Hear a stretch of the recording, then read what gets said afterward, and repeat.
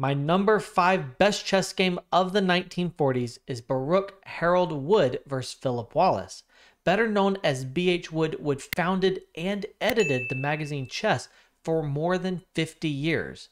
Additionally, Wood was the 1945 British Correspondence Champion, a tournament in which he won this brilliant game. The game opens with a French defense. This is our second French defense of our Best of the 1940s series. However, the game is very different in character than Reshevsky vs. Vasconcelos. In this particular case, we are going to get a Winauer variation of the French defense, and we see the natural and correct follow-ups e5, c5, and a3 challenging the bishop here on b4. Now, the most common and most correct move here is to trade on c3.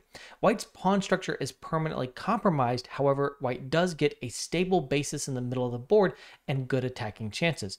It's an interesting and dynamic game, and around this time and thereafter, Botvinnik was making a career out of playing the French defense. However, in this game, we see the sideline pawn takes d4.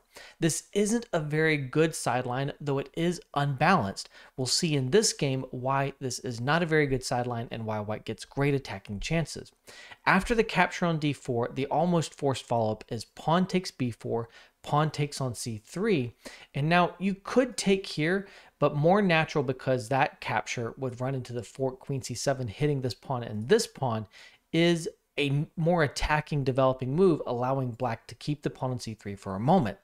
Probably the best move is queen to g4, hitting the pawn on g7 and making sure that you don't block in your queen on d1. This is a very, very common theme in the French defense, going after the g7 pawn, especially when Black's bishop has already been traded off. Now, in this particular case, we see Wood try knight f3 instead, and this is also a good move, though maybe not as good because we no longer have the idea queen g4.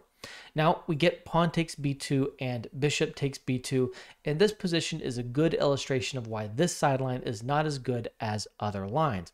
White already has 2 minor pieces out, Black has none, a significant lead in development for White, and the other minor piece also has natural development. Meanwhile, Black is not in a position to get a lot of counterplay against the theoretically weak pawn on e5, and as a result, Black just doesn't have a lot to play for in this position, while White gets great attacking chances. Now, the knight comes out to e7, we see bishop d3, we see knight b to c6, natural moves, queen d2, developing the queen and also defending the pawn on b4. Love multi-purpose moves. Now we get knight over to g6. It's often said that knights on g6 and b6 are some of the worst pieces, and we will see this knight here on g6 become a target in this particular game.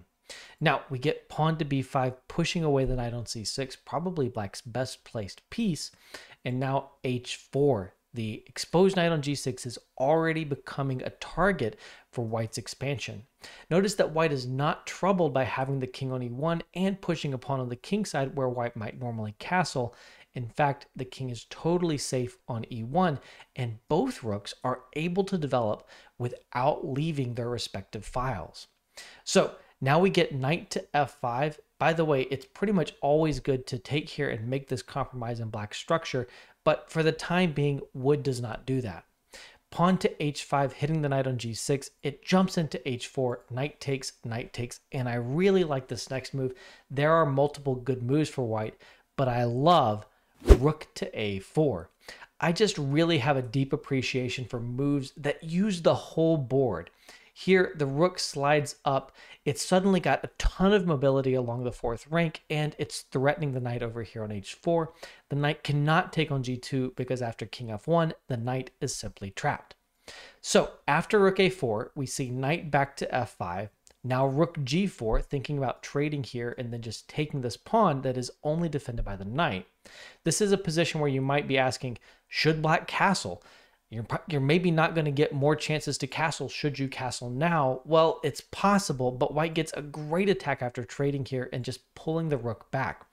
There are ideas here like queen to h6, like possibly pawn to h6. In this case, the opposite colored bishops only improve White's attacking chances because he's effectively playing with an extra piece in many of these attacking lines. This is very, very difficult for Black.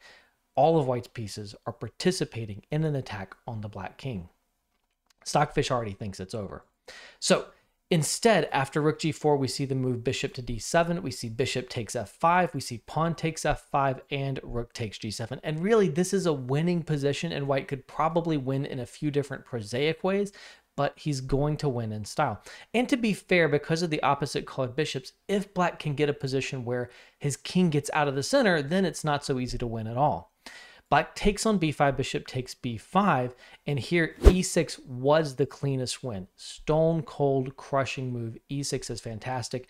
If pawn takes on e6, there's queen b4 hitting this bishop, creating an idea of queen to e7 mate if the queen leaves the d8 square, and suddenly you have ideas like king over and then rook over to e1. This bishop also has a lot to do over here.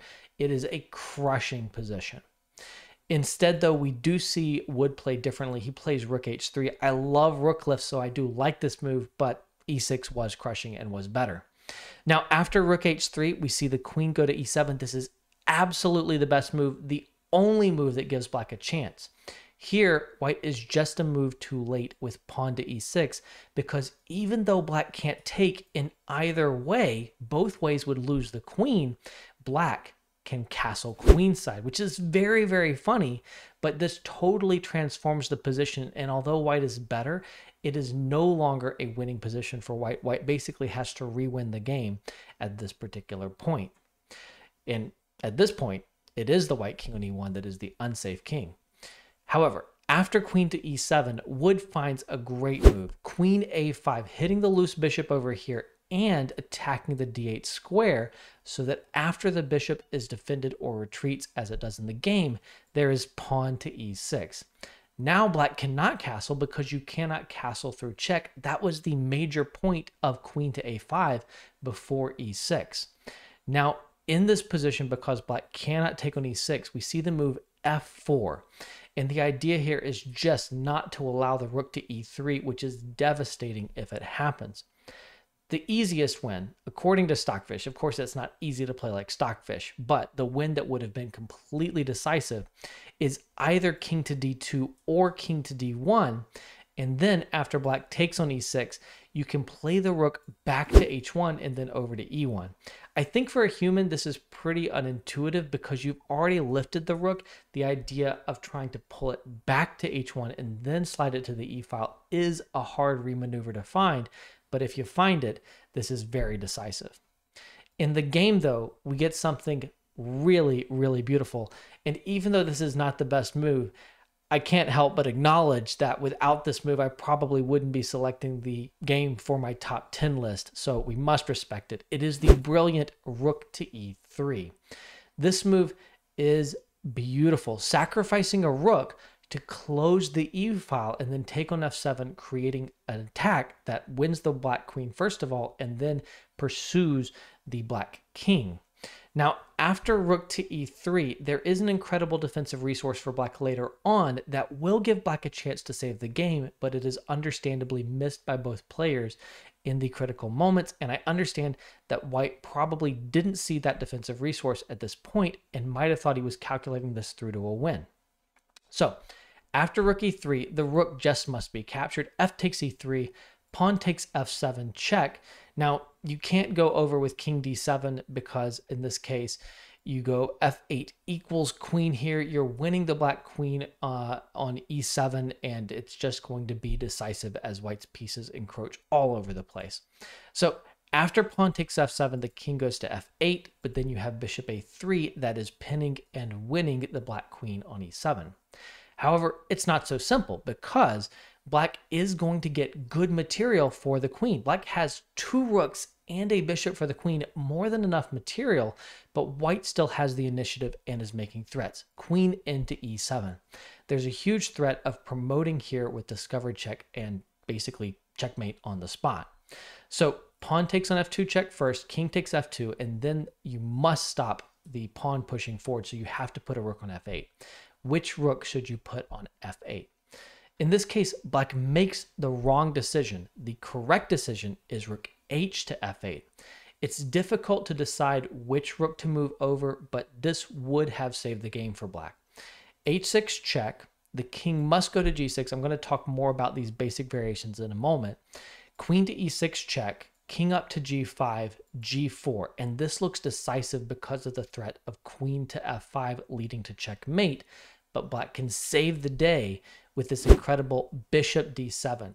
2 exclamation marks, an absolutely brilliant defense, and I think this is probably the defense that Wood missed when going in for this incredible attack.